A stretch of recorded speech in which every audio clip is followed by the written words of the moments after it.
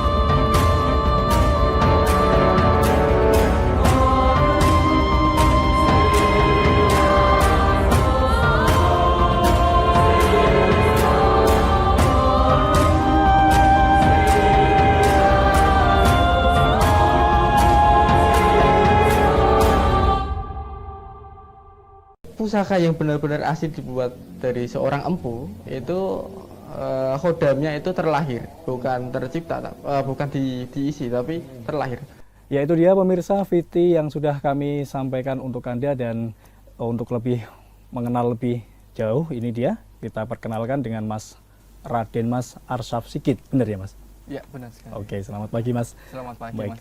Mas. Saya panggilnya Mas Arsyaf atau Mas Sigit ini? Mas Sigit saja. Mas Sigit, Ya, oke. udah. Mas Sigit ini identik pemirsa dengan kolektor benda-benda pusaka. Biasanya kalau misalkan benda-benda pusaka itu kan identik dengan orang yang tua-tua Mas. Iya. Ini kenapa kok sudah muda sudah tertarik dengan benda-benda pusaka Mas? Kalau saya pribadi memang dari orang-orang sekitar mengatakan seperti itu. Mas kok kumpulnya kok sama orang-orang tua-tua. Memang dulu tuh saya nggak begitu tertarik dengan pusaka, cuman saya tertariknya di seni dalam suatu benda. Gitu. Seninya kita lihat kan di beberapa keris ada beberapa bentuk juga, macam-macam bentuknya. Nah, saya mulai tertariknya waktu kecil itu melihat setiap bentuk dari keris tersebut. Itulah yang membuat saya dari kecil kayak melihat keris itu kayak benda mainan waktu kecil, belum tahu apa-apa. Kemudian ketika sudah dewasa, saya mulai belajar dan bertanya kepada orang tua saya, ini sebenarnya apa, senjata apa, mengapa kok nggak digunakan untuk mengiris sayur atau buah gitu atau ya? bumbu-bumbu dan lain sebagainya, seperti itu. Oke. Nah, kira-kira dari kecil sampai sekarang sudah punya banyak sekali tentunya benda pusaka. Kira-kira apa saja Mas? Kalau untuk benda pusaka itu banyak sekali, bahkan ribuan ada di gudang pusaka. Ada yang keris, tombak, mata anak panah, gitu. kemudian katga, kudi, masih banyak lagi. Jenisnya banyak, Pak. Nah, ini kan mungkin ada beberapa yang sudah dibawa ke studio ini Mas. Mungkin bisa dijelaskan biar pemirsa ini tahu apa namanya mungkin, dan juga mungkin fungsinya seperti apa, Mas. Kalau untuk ini saya bawa beberapa pusaka sebagai contoh. Ini adalah keris Kamardikan ya. Keris Kamardikan itu keris pusaka yang dibuat setelah era kemerdekaan. Dan ini adalah warangka Ladrang Surakarta. Nah, mungkin untuk orang-orang yang baru mengenal keris, tentunya belum paham nama-nama warangka. Keris kan ada beberapa jenis warangka. Ini saya bawa 3 sampel. Yang ini disebut dengan sandang walikat. Sandang walikat ini digunakan untuk pusaka yang sering dibawa-bawa pergi. Jadi lebih praktis dan lebih mudah untuk dibawa. Dan biasanya sandang walikat itu digunakan pula untuk pusaka yang tua, yang sangat tua sekali atau sepuh orang mengatakannya. Kemudian seperti ini disebut juga dengan warangka Gayaman. Ini Gayaman Surakarta. Dan ini Ladrang Surakarta. Ini ada maksudnya tersendiri. Kalau Gayaman Surakarta ini digunakan untuk acara resmi. Acara resmi saja. Kalau Ladrang Surakarta ini hanya digunakan untuk di rumah atau pusaka-pusaka yang memang disenengkerkan atau diistimewakan, seperti itu. Nah, ini sebelahnya apa ini Mas? Kalau yang sebelah-sebelah sini adalah macam-macam jimatan atau yang disebut dengan pusaka Semar, seperti ini. Dan kalau untuk membahas pusaka Semar, jenisnya banyak sekali. Banyak ya? Bahkan ada nama-namanya sendiri-sendiri. Seperti itu. Oke. Nah, kira-kira Mas Sigit ini mulai mengenalnya mungkin dari keluarga yang mempunyai benda-benda seperti ini ataukah dari mana, Mas? Kalau dari keluarga sendiri memang basicnya berkaitan dengan warisan budaya. Seperti pusaka-pusaka, senjata-senjata perang di zaman dulu. Itu ada nilai filosofinya, ada sejarah-sejarahnya. Dan itu diceritakan turun-temurun, bahkan dari waktu saya kecil pun sudah diceritakan sejarah-sejarahnya. Seperti itu. Nah, dari berbagai banyak benda pusaka tentunya Mas Sigit ini memiliki benda pusaka yang paling disayangi. Kira-kira benda itu apa, Mas? Kalau untuk yang paling disayangi ini adalah koleksi pusaka pertama saya. Dan pendok merah ini mengartikan adalah pusaka yang hanya dimiliki oleh kaum bangsawan. Oh gitu. Jadi tidak boleh setiap orang biasa menggunakan keris dengan pendok merah. Ketika asal-asalan dibawa, takutnya nanti ada kayak efek tidak baik secara kumpul dengan orang-orang yang paham tentang keris nanti dibully, atau mungkin secara esoteri atau secara gaib atau secara batinnya seperti itu. Oke. Nah, kira-kira misalkan kita membahas keris ya, Mas. Keris ini kan juga mungkin kata orang, saya juga tidak tahu nih. Kata orang mungkin ada yang namanya keris ini memiliki suatu kekuatan. Nah, kira-kira itu benar apa tidak, Mas? Kalau untuk kekuatan keris itu bisa dilihat dari pamornya. Oh gitu. Jadi setiap keris itu ada pamornya sendiri-sendiri. Pamor itu seperti ini. Anda bisa lihat di sini ada guratan-guratan motif. Nah, guratan-guratan motif ini disebut dengan pamor, dan pamor sendiri itu ada ribuan jenis namanya. Gitu. Kayak ini mungkin saya sebentar, Mas. Guratan yang dimaksud mungkin ke kamera aja biar lebih jelas. Ini ya, Mas ya? Iya. Motif-motif seperti itu. Itu berarti setiap keris mempunyai guratan yang berbeda-beda, Mas? Iya, betul sekali. Memiliki guratan yang berbeda-beda, memiliki fungsi dari tuahnya sendiri-sendiri. Oh, gitu. Jadi misalnya orang memiliki harapan untuk memiliki pusaka tuahnya pengasihan, itu guratannya cenderung kayak bulat-bulat. Bulat-bulat baik untuk banyu, udan, mas, itu ada banyak nama. Dan kalau untuk perlindungan, biasanya orang memilih untuk mencari pamor yang agak tegak pamornya. Seperti itu. Oke. Nah, kira-kira dari pengalaman Mas Sigit sendiri, benda-benda pusaka atau keris yang dimiliki ini pernah dipinjamkan ke temannya ataupun dalam acara-acara tertentu mungkin seperti itu, Mas? Untuk dipinjamkan, ya saya pernah ada satu kisah. Dulu pernah saya memiliki pusaka yang sangat unik sekali, dipinjam oleh klien saya. Dan beliau itu mengalami permasalahan di rumah tangga. Sudah crash rumah tangganya, persidangan sampai sidang kelima. Kemudian beliau sangat frustasi sekali. Dan waktu itu saya memiliki satu pusaka yang menurut saya cocok dengan beliau. Dalam arti menyatukan hubungan, yaitu pusaka Semar. Waktu itu tak pinjamkan pada beliau. Ini Pak, bahwa pusaka ini insya Allah nanti bisa membantu dalam permasalahan Bapak. Dalam waktu 1 minggu sebelum persidangan, itu istrinya mendadak berubah sikap. Itu saya uniknya di situ. Saya cuma menyarankan untuk beliau membawa pusaka tersebut, dan beliau sangat menyukainya.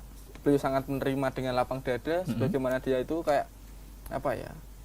mendapatkan alat, kayak mendapatkan kunci untuk permasalahannya. Dia termotivasi, tersemangat, dan hal tersebut yang membuka peluang dia, entah itu baik sifatnya mendadak berubah menjadi romantis, sifatnya mendadak berubah menjadi kayak sayang keluarga, yang membuat istrinya dia semakin nyaman. Nah, kayak tersugesti dengan apa yang ada di pusaka tersebut. Nah, dari pengalaman Mas Sigit ini, kira-kira Mas Sigit ini juga membuka konsultasi atau seperti apa, Mas? Iya, saya juga membuka konsultasi bagi siapa yang memiliki pusaka, pengen tahu fungsi tuah dari pamornya bagaimana, kemudian penjamasan, atau bahkan pembuatan keris sendiri. Seperti itu. Terkait dari pengalaman Mas Sigit tadi ini, kira-kira Mas Sigit membuka konsultasi, caranya bagaimana ya, Mas?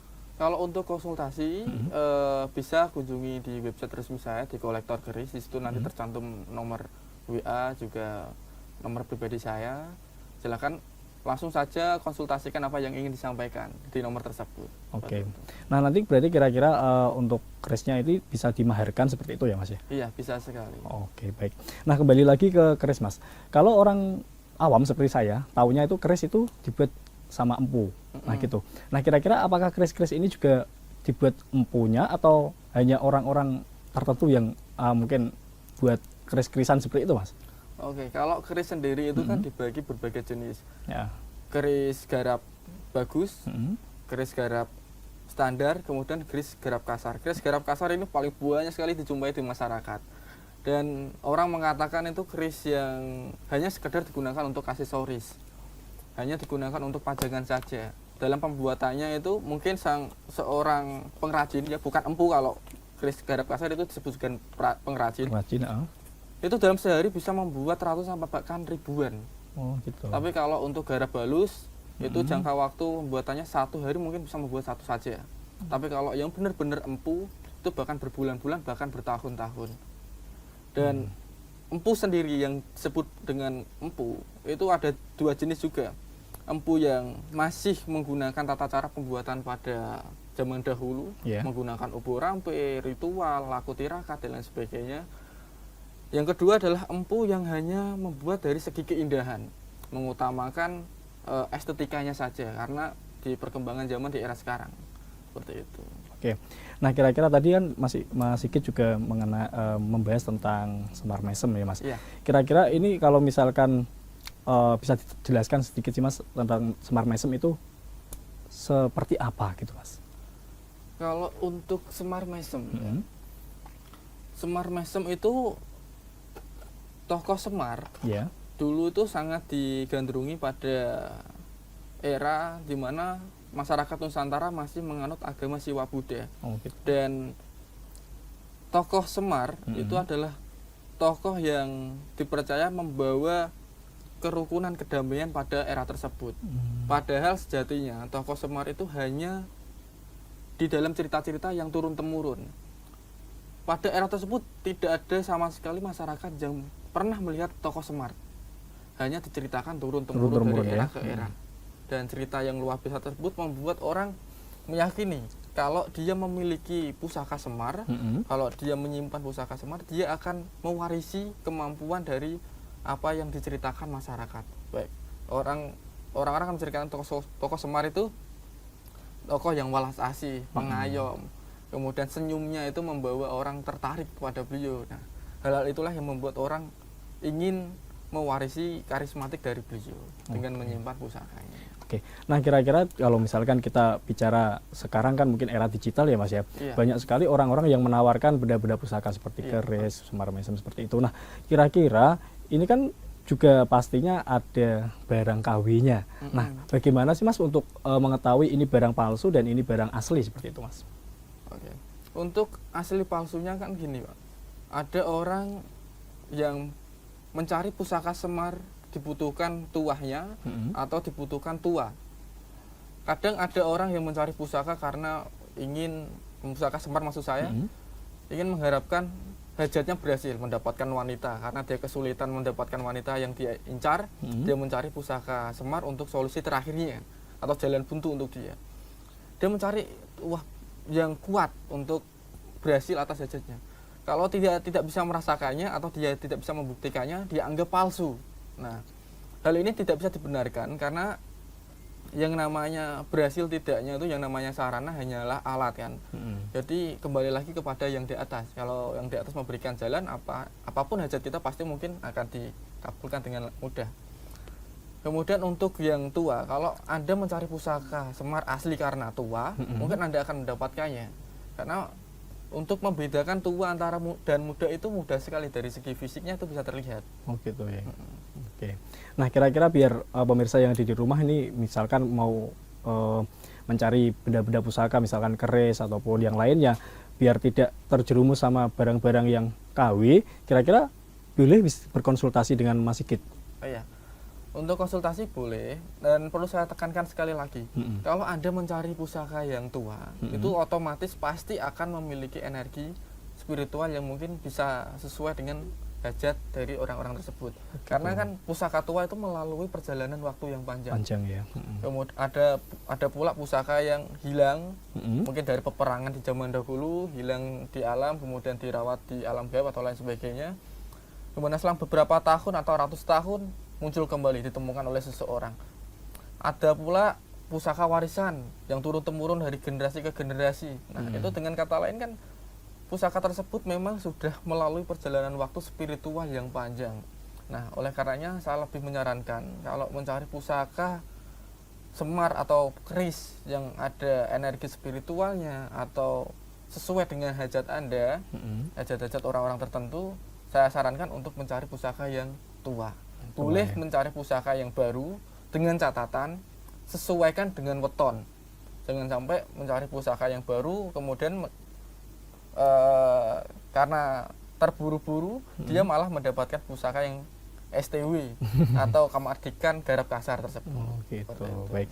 Nah, ini saran kepada pemirsa yang ada di rumah, kira-kira kalau misalkan ingin berkonsultasi dengan Mas Sigit lagi, bisa diulangi lagi Mas, dihubungi di mana ataupun bagaimana caranya seperti itu? Kalau untuk konsultasi silakan bisa kunjungi www.kolektorkeris atau bisa kunjungi di kerissemar.com. Nah, di website tersebut ada kontak dari nomor saya, baik asisten saya di situ ada, langsung saja bisa menghubunginya jika Anda membutuhkan solusi dari permasalahan-permasalahan Anda. Baik. Ya, itu dia pemirsa informasi yang dapat kami sampaikan dalam program Bangga Kudus, dan terus saksikan program Bangga Kudus hanya di Simpang 5 TV. Saya Imam Budi Santoso mewakili kerabat kerja yang bertugas pamit undur diri dari hadapan Anda. Terima kasih. Wassalamualaikum warahmatullahi wabarakatuh dan salam 5.